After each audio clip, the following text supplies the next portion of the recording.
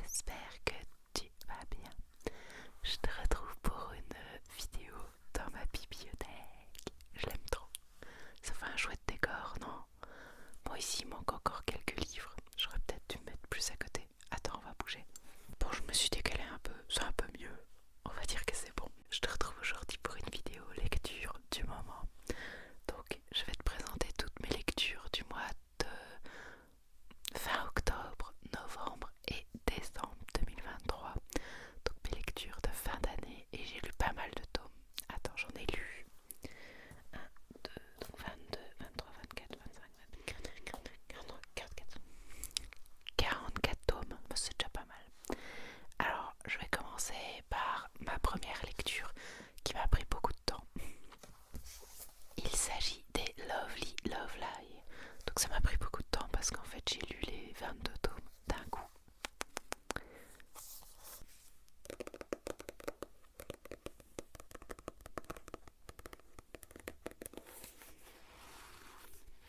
C'est une assez vieille série. En fait j'avais acheté les 7 premiers tomes il y a des années. Puis on est arrivé dans ma période où j'ai un peu arrêté d'acheter des mangas. Et quand j'ai repris, j'ai eu envie de compléter certaines séries. Donc j'ai commencé à lire les 7 premiers tomes de cette série et j'ai adoré. Du coup j'ai voulu acheter tous les autres tomes et j'ai réussi à les trouver. Alors malheureusement, quand on achète des vieilles séries qui ne sont plus éditées, soit on les paye sur Vinted un bras, parce que les gens se font des bénéfices sur les livres vu qu'ils sont rares, soit on a un bol monstre et pour une fois j'ai eu du bol. J'ai trouvé quelqu'un qui revendait toute la série à prix raisonnable. Je crois que je les ai payés 65 € pour 22 tomes. Donc c'est pas cher. La seule chose c'est que c'est un livre qui venait d'une bibliothèque. Et donc il y a une étiquette ici qui est barrée. Et alors les couvertures ont été cartonnées. Enfin, elle est recouverte par du plastique. Donc voilà. Je suis entre guillemets un peu triste, mais c'était la seule possibilité pour moi d'avoir toute la série parce que j'allais pas mettre 30 € par tome, voire plus pour les derniers. Donc voilà. Donc j'ai lu toute la série et elle est très chouette. Elle est un peu dans la vibe entre gros guillemets Nana Beck. Donc c'est un truc sur des groupes de musique et tout ça. Donc ça nous fait entrer dans ce milieu artistique. Et j'ai vraiment beaucoup aimé. Donc on a Ogawa qui est un compositeur d'un groupe de musique qu'il a créé avec des amis. Mais quand ils ont commencé à devenir célèbres, en fait il s'est retiré pour laisser la place à un autre bassiste, parce qu'il était bassiste. Et lui il a continué à composer les musiques du groupe, mais pas en cachette, mais en cachant son identité. Il va sortir avec une fille qu'il a un peu rencontrée au hasard. Et il s'avère que cette fille, c'est une fille qui adore chanter et qui aime beaucoup les musiques du groupe pour lequel il compose. Et c'est vraiment le pur hasard. Et en fait, elle va être découverte par le manager de la maison de disques qui va lui proposer à elle et son groupe de, de s'inscrire dans la maison de disques, de sortir un disque et autres. Sauf qu'au départ, Ogawa... Aki, voilà, je cherchais son prénom, c'est Aki. Donc, sauf qu'au départ, Aki, il voulait justement s'éloigner de tout ce milieu show business, musical et tout ça parce qu'il en pouvait plus au début. Et donc, quand il est tombé sur Mush, le personnage principal, enfin, c'est son surnom, cette petite madame qu'on surnomme, enfin, cette étudiante qu'on surnomme Mush à cause de sa petite coupe champignon. Comme ça. Donc, il cherchait quelqu'un en dehors du milieu parce qu'il avait eu une rupture très compliquée avec une chanteuse et en fait par la force des choses il va se retrouver à nouveau avec une chanteuse, sauf qu'il va tomber amoureux d'elle et donc il va s'investir dans cette relation. Et outre cet aspect romance, on va surtout voir le personnage de Mush se développer dans ce milieu artistique. Elle a fait un groupe avec ses amis à l'origine qui n'ont pas forcément le même talent qu'elle, sauf qu'elle va réussir à évoluer sans prendre la grosse tête et sans abandonner ses amis et autres. Enfin voilà, c'est assez chouette. que c'est cool de voir tout ce milieu musical derrière et tout. Enfin, voilà. C'est compliqué à expliquer, franchement. Mais j'ai adoré les livres. Pour les dessins, on est un peu dans cette vibe là. Je sais pas. Voilà, c'est pas les plus beaux dessins, mais ils sont chouettes. Ensuite, on passe sur les Yona, Princesse de l'Aube. Donc j'ai lu les tomes 22 à 26 et j'ai jusqu'au tome 30. Et je suis justement en train de lire la suite. Alors voilà, j'ai rien à redire. J'aime beaucoup cette série, elle est vraiment très chouette.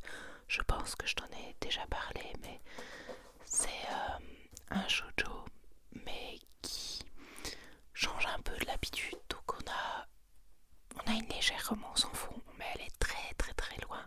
Elle est vraiment dans un plan secondaire, voire tertiaire. Mais c'est assez chouette parce qu'en fait on se retrouve avec une princesse qui ne connaissait rien du monde extérieur et qui a tout perdu du jour au lendemain. Et elle va évoluer au fur et à mesure des livres pour devenir une femme forte qui veut apprendre à se battre, à se débrouiller par elle-même, qui va sauver des gens et qui va pas tout faire par elle-même. Elle va être aidée, mais elle va pas se reposer sur ses lauriers à voilà, avoir des guerriers autour d'elle qui la protègent. Elle va avoir ses guerriers qui vont l'aider dans sa quête parce que forcément elle peut pas vaincre un empire elle toute seule, on va dire. Mais elle va continuer à elle essayer de s'améliorer, s'entraîner pour pouvoir elle aussi protéger ses amis. Et franchement c'est très chouette. Et le personnage de Yona, même si au début paraissait superficiel, est en fait un personnage super chouette que j'aime beaucoup. Et tous les protagonistes sont assez cool, franchement j'aime bien les personnages et leur caractère. Et je trouve qu'on s'y attache assez fort. Et je m'en lasse pas, franchement, à chaque fois que donc j'achète par 4-5 tomes, je les lis, puis je lis autre chose, puis je rachète la suite. Mais à chaque fois que je finis de lire, j'ai hâte d'acheter la prochaine salve de livres parce que c'est très très très chouette. Je te les recommande, franchement. Alors j'ai lu le tome 9 de Oshinoko. Déjà au passage, j'adore la couverture de ce tome. Elle est magnifique, je trouve.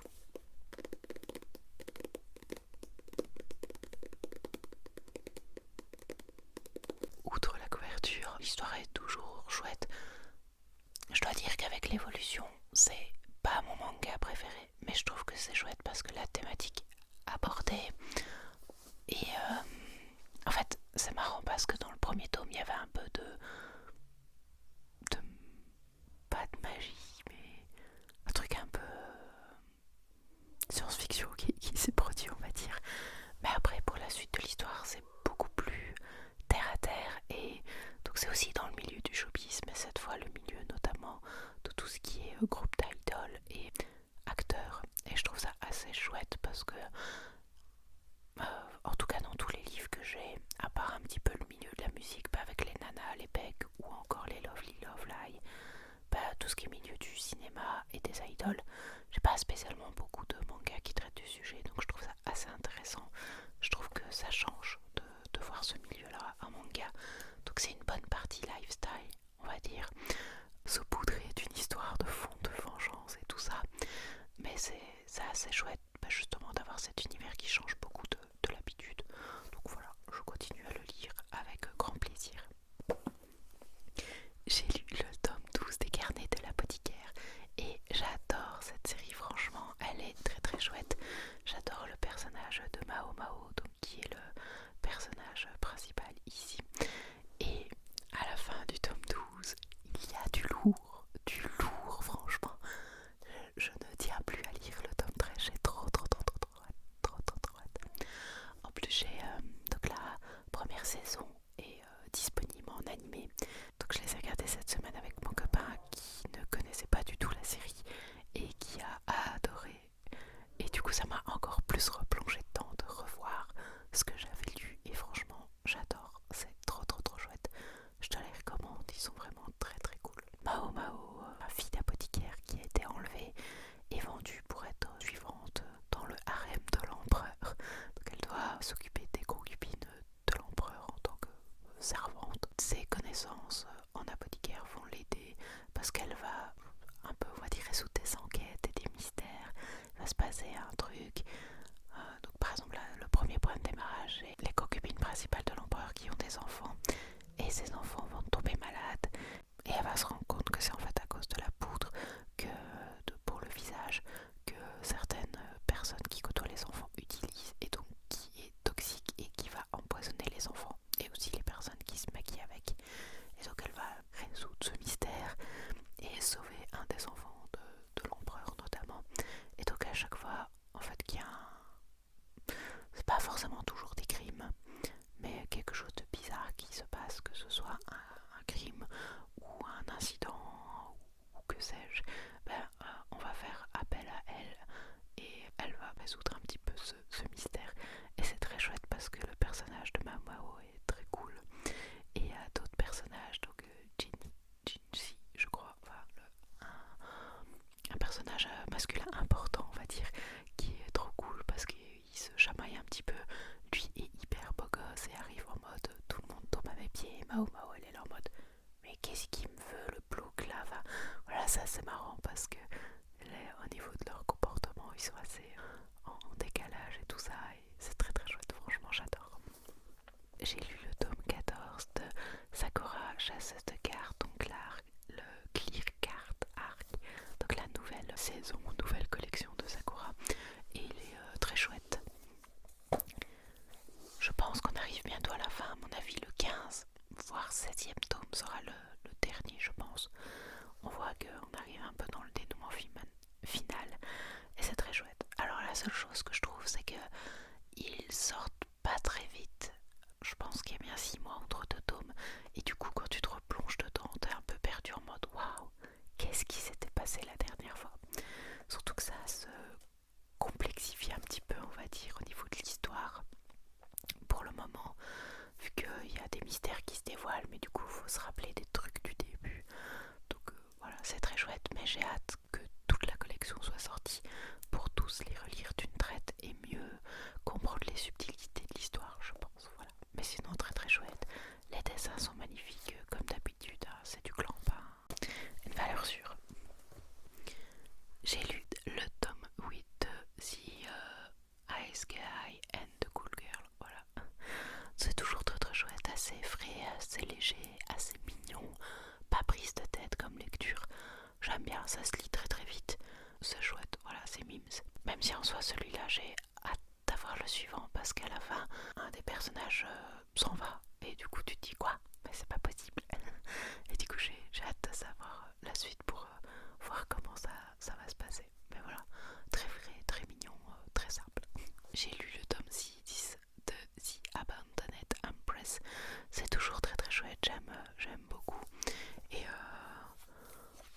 ouais, j'ai rien à redire. J'ai hâte de savoir comment l'histoire va évoluer. Ah, j'ai trouvé un moyen de te faire du tapping en même temps.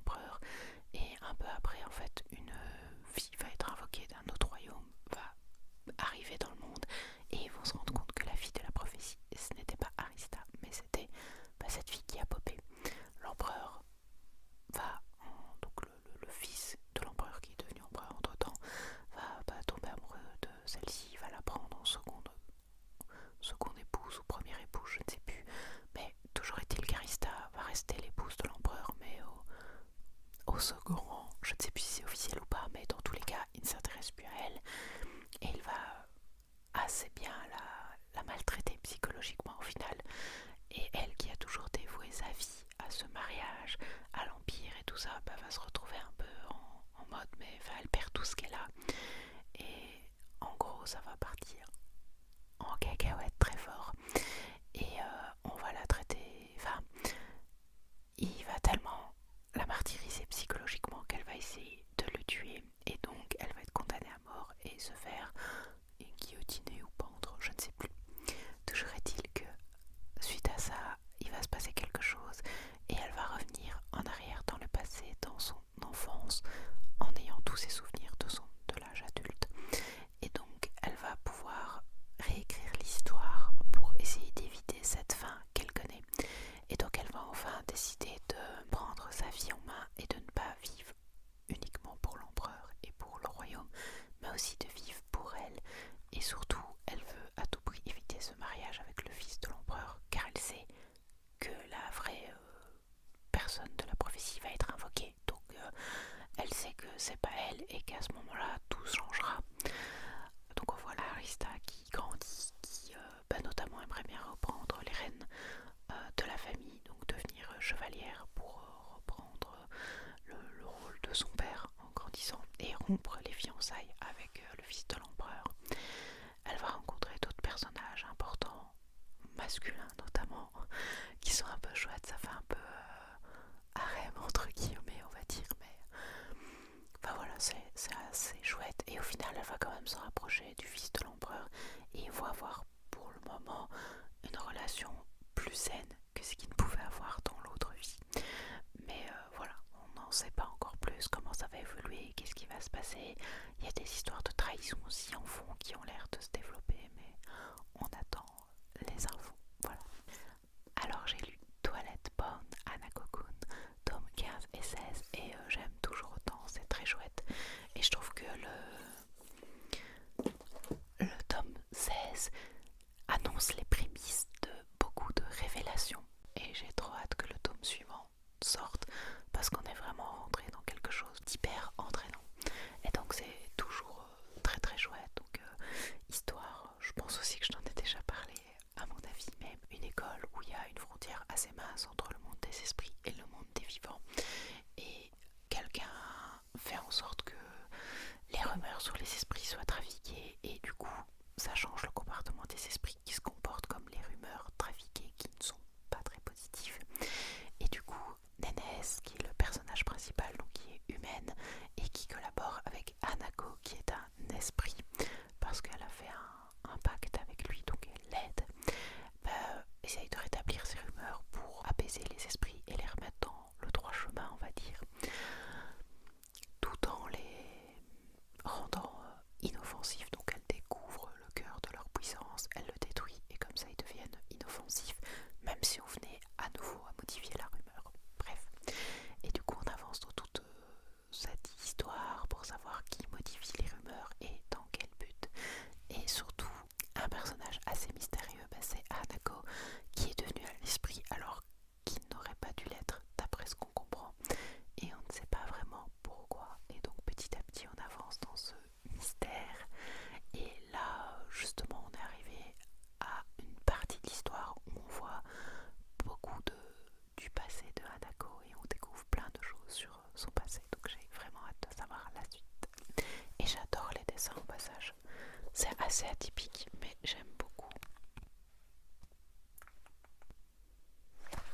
J'aime beaucoup d'ailleurs, j'ai acheté l'artbook. Si ça t'intéresse, je pourrais te faire une vidéo sur tous mes artbooks. J'ai lu les tomes 5 et 6 de And Yet You Are So Sweet. Donc c'est toujours très mignon, une petite histoire d'amour qui commence à évoluer entre deux personnages. Donc un shoujo good vibe pour le moment. Franchement c'est très chouette, c'est très doux, c'est très mignon.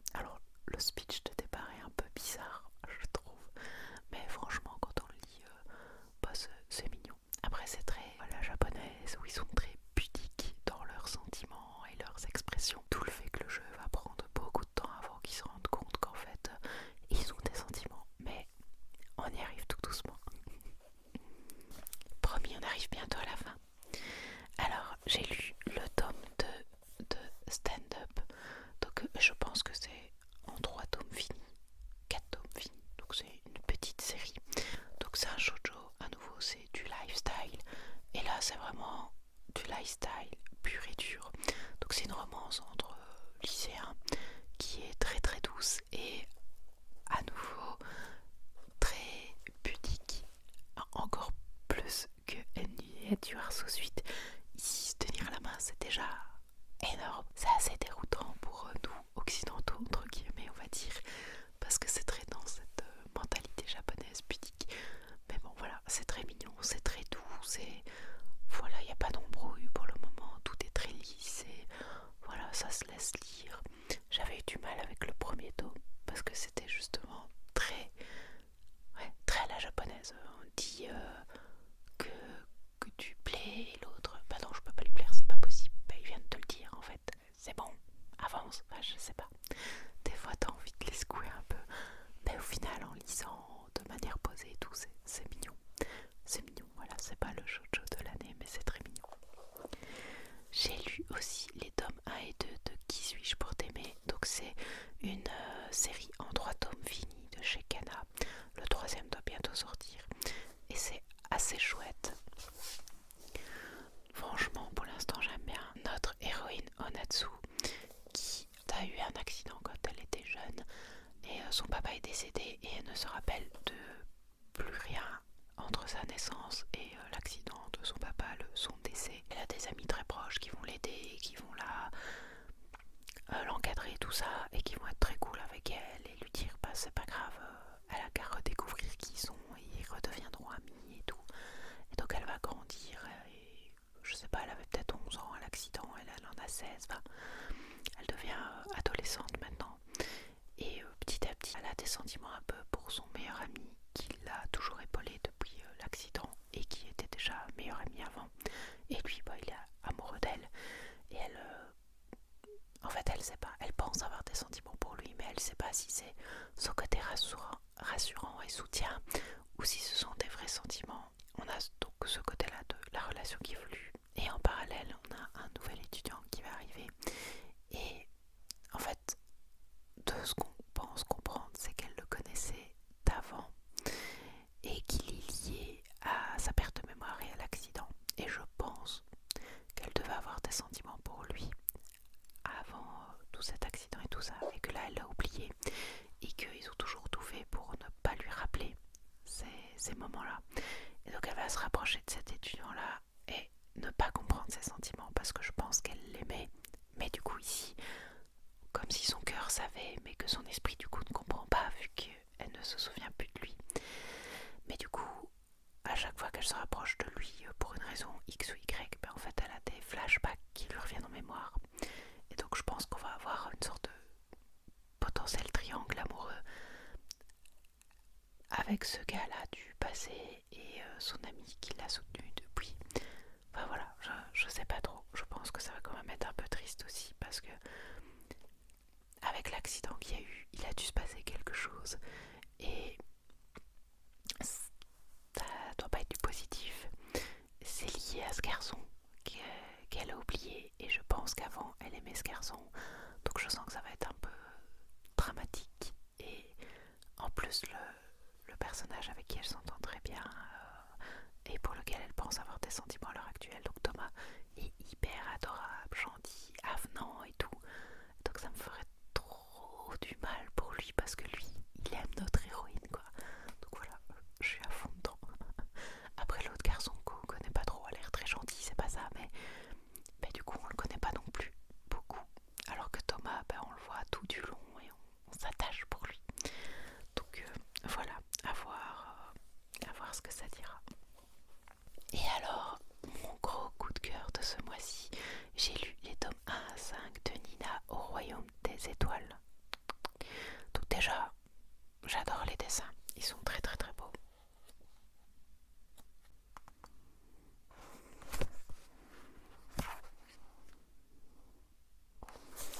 Ben voilà, ils sont très chouettes et franchement, j'accroche à mort à l'histoire. Donc là, j'ai déjà acheté jusqu'au tome 8 qui sont les derniers tomes sortis. J'ai déjà tout feuilleté et j'ai hâte que le tome 9 sorte parce que la fin du tome 8,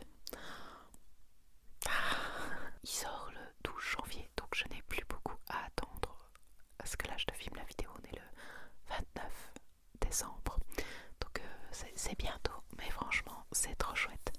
Donc je vais te lire le synopsis. yeux d'un bleu profond, est élevée et amenée au palais royal pour remplacer Alissa, disparue dans un accident. Destinée à épouser le prince héritier du royaume de Galgada, elle a 3 mois pour apprendre à se comporter comme une véritable princesse, tout en trompant l'ensemble des nobles de la cour. Mais Nina ne s'attendait pas à trouver parmi eux l'amour de sa vie. Donc en gros, on a la princesse du royaume qui est décédée suite à un accident. Et comme cette princesse était promise au royaume voisin qui est un royaume conquérant et qui ne cherche qu'une excuse pour déclarer la guerre, certains nobles essayent d'éviter ce conflit. Et donc pour pas qu'il y ait d'histoire, ils ont recueilli, kidnappé une orpheline qui ressemble à la princesse parce que toutes les deux ont des yeux très, d'un bleu très profond et qui est très très très rare et très spécifique dans ce monde-là. Du coup, ils vont la prendre et la faire passer pour la princesse décédée. Ni vue ni connue, elle va devenir la princesse. Donc ils vont l'éduquer et tout pour qu'elle se comporte comme la princesse et soit prise pour la princesse. Et du coup, pour qu'elle soit envoyée dans le royaume voisin afin de se marier au prince héritier de ce royaume voisin et donc éviter la guerre entre les deux pays. Alors au départ, donc le personnage principal, son nom d'origine c'est Nina. C'est une orpheline qui vit à la rue, donc en soi elle va se retrouver du jour au lendemain au palais royal avec du confort, de la nourriture. Donc en soi elle avait plus de famille, plus d'amis. Donc au départ elle a envie de retourner là-bas, mais elle se rend compte que en fait il n'y a rien qui l'attend là-bas. Et petit à petit elle va se lier d'amitié avec son petit frère et son grand frère du coup, qui ne le sont pas vraiment vu qu'elle remplace la princesse. Et elle va se lier d'amitié avec diverses personnes du château. De par son caractère et sa nature très honnête et bonne, elle va se faire apprécier des gens de manière générale et elle va tomber amoureuse. Sauf que elle se rend compte que pour protéger celui qu'elle aime de la guerre avec le royaume voisin, la seule solution qu'elle a entre ses mains pour empêcher cette guerre et protéger celui qu'elle aime, c'est de partir dans le royaume voisin et de remplir sa mission d'épouser le prince du pays voisin. On va dire elle se sacrifie un peu pour l'être aimée en partant en épouser un autre afin de le protéger. Donc c'est très noble de sa part. Et donc on va suivre Nina. Donc le premier tome se passe dans le pays d'origine et tous les autres tomes se passent dans le pays voisin où elle va rencontrer ce fameux prince qui est un beau tyran et petit à petit un peu transformer les gens et enseigner sa